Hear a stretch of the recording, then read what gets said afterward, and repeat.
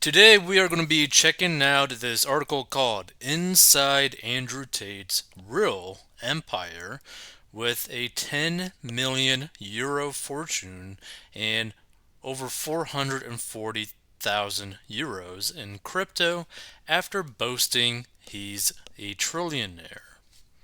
So let's check this out. Romanian cops listed the disgraced influencer's luxurious assets as they announced Tate and his brother Tristan have been charged officially now as part of the ongoing sex trafficking investigation. Romania's organized crime busting police unit, I think is DIICOT, had been probing the brothers since arresting them last December. Tate faces trial over allegations of trafficking and rape, and they strongly deny all allegations against them. Sources confirmed to The Sun online that the assets seized from the Tates are estimated to be worth around 10 million euros, or probably about like $14 million, $15 million. And there are ongoing investigations into alleged money laundering linked to the Tates as cops continue to probe their finances. Tate has previously bragged about his wealth with suggestions of his fortune ranging from 100 million euros to being the self-proclaimed world's first trillionaire. Now here's the thing. This might be what the this amount, this 10 million euro might be something that they might be able to accurately see, right? But there's no idea in terms of his true net worth, right? Because he's been into crypto for quite a while. And there are cryptos out there that you have no clue where his wallet is. Like, if you do not have his wallet, you don't know how much money he's actually got. So he could technically have multiple nine figures in pure crypto that no one even knows where it is, right? Because you could technically have a ledger wallet or any sort of wallet, right? Like a physical wallet. And you could literally have it hidden inside a shoebox 4 feet in the ground on some property in a specific corner of the land, and no one will know that you have that type of money. So that's the crazy thing about crypto is you could technically be hiding disgusting amounts of money in that. So that's what I kind of assume, that he probably has hidden away a lot of money, or his brother probably hid away a lot of money, because I'm going to assume that this is not all of their money, because one, they're having to pay their legal fees some way, and they probably got money stashed away because they are all so paranoid and have always been paranoid. So it wouldn't surprise me if they got nine figures of crypto somewhere hidden. So the assessment by the Romanian police puts his finances at a much lower figure, and to complicate matters further, Tate has previously claimed he doesn't actually own anything. The biggest assets of Tate brothers are their cars, which are estimated to be around 8 million euros, a source told The Sun online. Now, this is kind of the interesting thing about this, because in terms of his physical assets, they're saying that the biggest assets that he has are his cars. And I remember watching a clip where Andrew Tate actually mentioned why he actually buys so much cars instead of necessarily putting it into investments. And the reason for it was because he basically viewed it in a sense like another savings account that he could just immediately sell, even at a 50% loss, just to get easy access to money. Because I guess he really prefers the liquidity of this stuff. He doesn't really like tying up his money in long-term things, and he could just sell pretty much all these cars very quickly and get immediate access to 5 million in cash or 6 million in cash. Even by selling his cars at a loss, right? At like a 30% discount, a 40% discount, etc., he could still get access to very fast cash, a large amount of it, to be able to do whatever he wants to do. So I kind of understand that line of thinking, but it's still a lot of cars to just like hold on to, maintain, and all that kind of stuff. Now, the funny thing about this, about him basically claiming that he doesn't actually own anything, they actually mentioned it, him and his brother mentioned this before, where pretty much they put things in multiple different companies to where both of them don't really know who owns what car or what company owns what car that they have in their name. These is all structured in a very complicated way where to the brothers, they're basically just like, oh yeah, this is the car, we bought it, we get to drive it kind of thing. But maybe it wasn't actually them that bought it, it was actually maybe one of their sub companies of the umbrella company that they have that actually bought it. So like it makes it very complicated, but it technically is done for a lot of people to protect their assets, to pay less taxes, etc., and basically protects them to a much higher degree. Now, Romanian laws are definitely different than other countries' laws, but typically the reason why this is done, where you basically don't own anything, is to prevent you from basically losing all of your money if you were to basically get sued, right? Like, for example, let's say that you are in America right now and you got like a net worth of, let's just say, like $5 million, right? And you are a public figure. You are not going to want to put every single thing that you own basically in your name, right?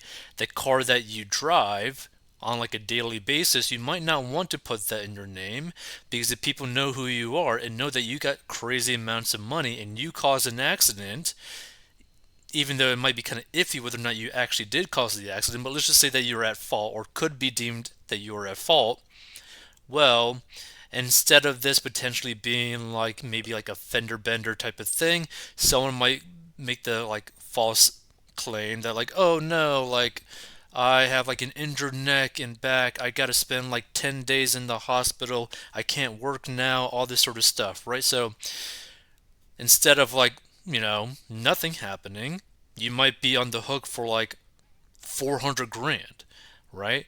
That's why you basically set things up in a way where like your car is owned by a company that is only like holding that car in its name and maybe a couple like $1,000, a few $1,000 as well, like where it doesn't really own much of anything other than the car, right? So that basically they are suing the car but not able to really sue you personally, right? Like they're suing the company that owns the car because it's like the company car, but the only thing that the company owns is the car. So that kind of like just is a barrier to help protect you from getting all of your assets potentially like looked at and potentially like taken from the lawsuit, right? Because what people need to understand, if everything's inside your name, and let's say that you don't have great insurance or your insurance isn't like big enough to cover it, cover whatever accident that you're involved in, this like let's just say like a $400,000 accident, like a car accident, whether it be legitimate or not, if your insurance doesn't cover that, then they're going to be going after like potentially your home or any sort of other assets that you have to pay for that, right? To like they will literally rob you to pay for that bill, just or not just kind of stuff, right? But if you have that company set up where it really only owns the car, doesn't really have any assets, it protects you from getting completely wrecked financially, right? It's just something to think about. You could also just like pay for like a really good umbrella insurance policy to kind of like probably protect you in that way. But it's just something to think about. Like this is why a lot of very wealthy people, let's say that they like invest into real estate, they don't just buy all the homes inside their name. They will create a company that will hold maybe like $2 million of assets, like real estate assets within that company, and then they move on to another company that holds another 2 million or 3 million or whatever, right? It's just like ways to help protect you because if something were to happen to that company or you like the company gets sued, they're only really able to get after that 2 million that is held by that company, not your whole real estate portfolio, which might be like $100 million if you were to ever be that rich. That's why these people do that sort of thing where they kind of don't really own anything, but they do. So their houses and lands are also estimated at more than 2 million euros. And the source added, as for their accounts, further investigations are to be made, as there is also another file on their names for money laundering, a file which is far from being ended. Tate's assets listed by the Romania police include 15 luxury cars, 15 properties, 14 watches, 2 ingots, and shares in 4 companies. Now that's pretty interesting. The company investments were worth just 84,000 euros, and they also list Tate's crypto assets, which are said to be 21 Bitcoin.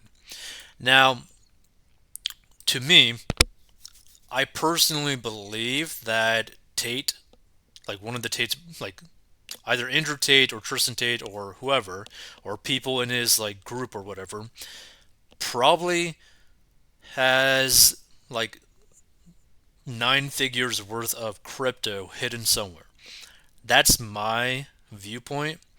Just because they were into crypto quite a while ago, and it's not really too much of a stretch to think that they have some large sum of crypto just stashed away somewhere.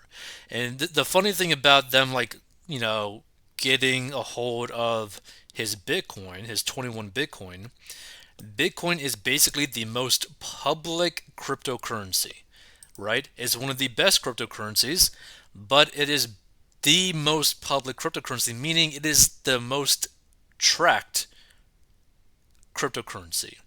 It is very easy to find people's wallets, to track where all their money has gone, how they spent their money, etc.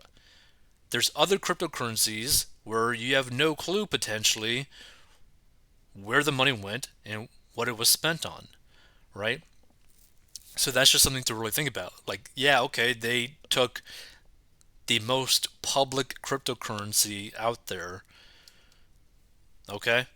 Like, that's why I think that he has way more crypto in like cryptocurrencies that are either like, like crap coins, which are just like horrible cryptocurrencies, but probably he has a ton of them in a whole bunch of different wallets, or he has very private cryptos where they're not as public as Bitcoin, and you could pretty much transfer your money or buy things completely on the hush hush, and he probably has like 9 figures on with that, which is what I'm assuming. So the electronic cash is worth 440,000 euros now, but was worth less when he was first arrested due to volatile, fluctuating crypto markets. The Tates will also have to pay advanced legal fees of some 52,000 euros ahead of the trial, which is expected to begin in September. Tate has often bragged about his wealth, sometimes claiming he is a trillionaire. In responding to the new details about his finances, Tate complained, "I'm sure this case has absolutely nothing to do with stealing my wealth."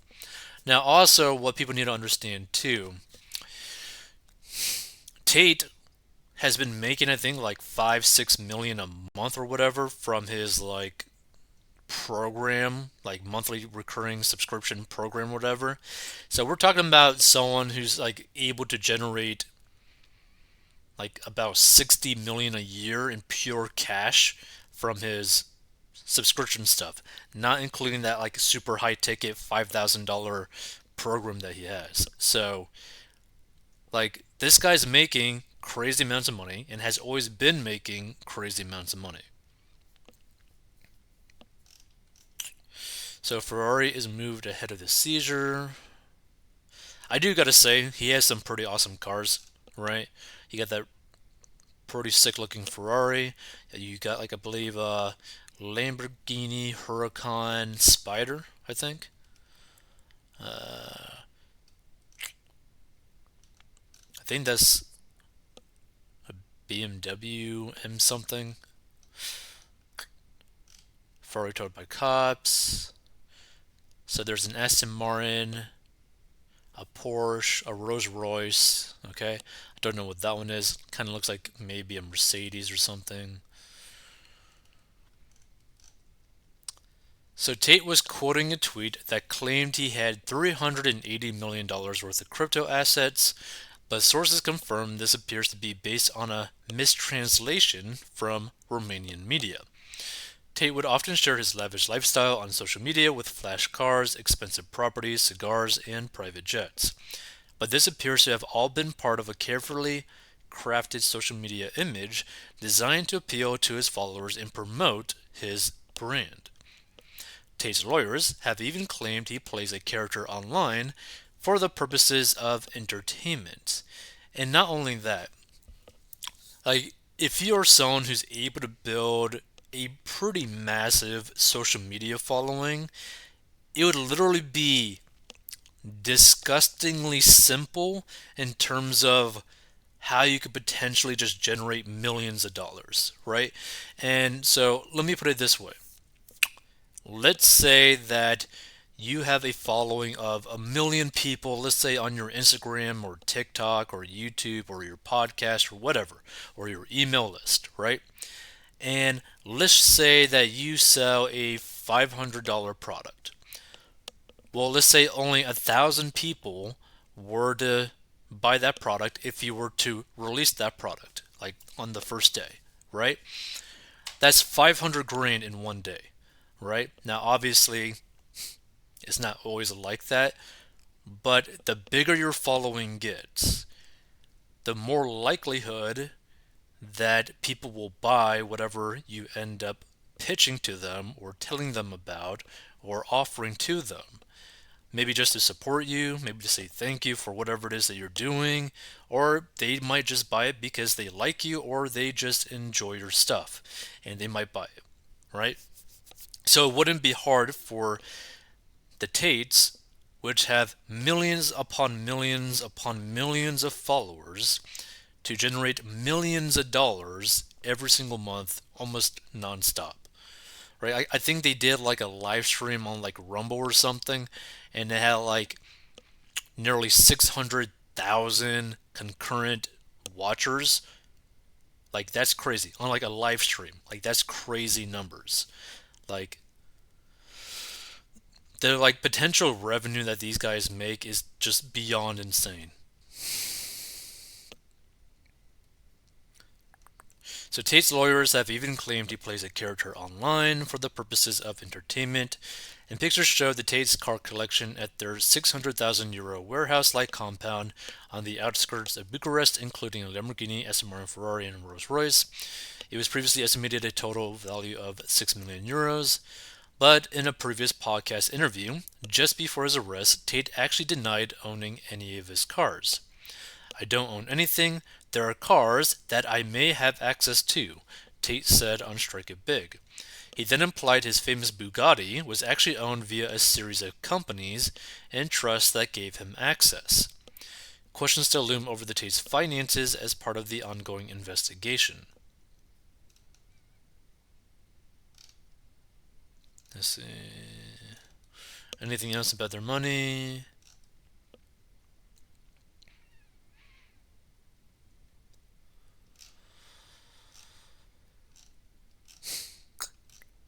Yeah. I don't really see anything else in terms of like the money. Feel free to give your thoughts on this. If you want to learn how to get out of debt, go to 40inbucks.com and you'll learn how I got out of debt and grew my net worth.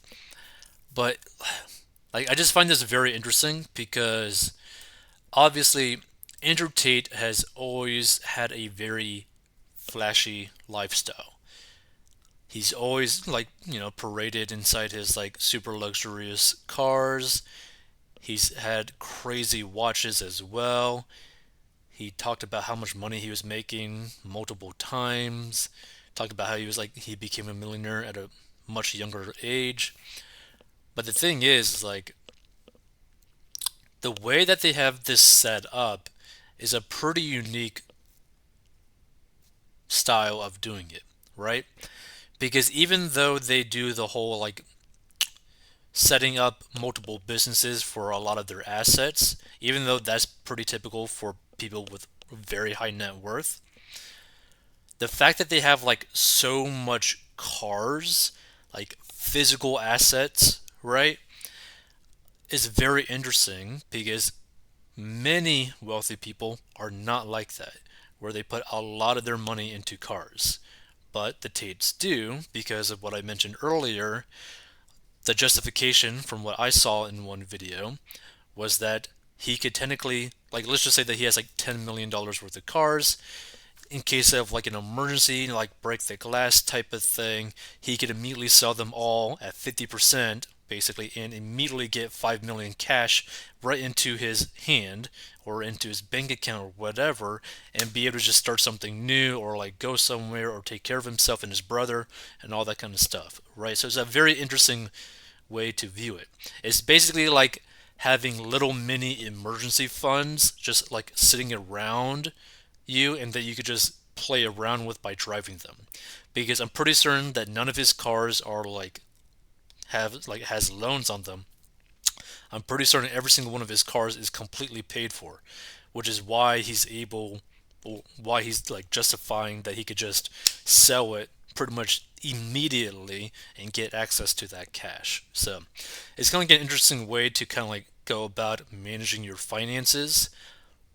Personally, I would not do that. Personally, I would put a lot of money into investments, a lot of money into like real estate, stocks, index funds, some crypto, but also things that would just like continuously produce income so that I could basically live off of the passive income, like basically just income that I'm not having to actively work for. So that like basically the way that I would put it, I would set all of my finances to where I just have to continuously pump money into those investments to basically make my like monthly or yearly income steadily increase in terms of like just passively, right? So like let's say that I got like $2 million in like actually no, hold on. Let me do the calculations. So 2 million times, let's just say 4%. Actually, no, let's make it like 3%. Because typically you could take 3% of your like investments in terms of like a take every single year if you have it invested into something like S&P 500 or like something that would basically have like produce like about like an 8 to 10% annual rate. Let's see, let's put yeah, so 2 million, let's say 3%. So like let's say that I have $2 million in like an investment, right? But I'm able to get like a passive like recurring income per year of $60,000, right? What I would do personally is try to increase my investment so that that 60,000 would now turn into like let's say 120,000 by having 4 million invested, right? So now I got 120,000 per year income that I don't have to actively work for. And then you increase that even more, and then you increase that even more. That's the way that I would go about doing it just because I'd prefer a more lazy lifestyle. Because I mean, just think about it like this, right?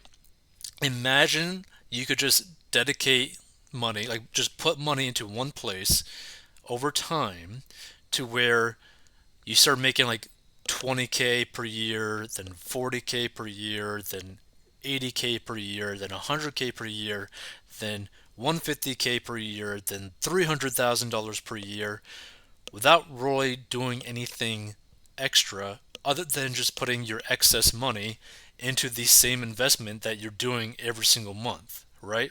And it's just compounding nonstop. Like that's the way that I would do it. It'd be a very lazy way, and you just don't got to think about it. And your passive income from this, or like your basically dividends from this, or like your take from it, where you're not touching the principal, like you're not touching that initial 2 million or the 4 million or the 6 million or the 8 million or whatever. You're just constantly getting money while growing your money forever and ever and ever. That's why you get like these super wealthy, like generational type wealth type of situations. What those individuals or those institutions do. Like, for example, Harvard, I believe, can pay the tuitions of every single student that goes to their school without touching the principal on their investment, which is crazy. Just think about that for a second. Like Harvard can literally pay all the tuition for all the students that go to Harvard without touching the investment principal, like the invested amount at all. Just how much that invested amount of money makes them, they could pay off the tuition forever.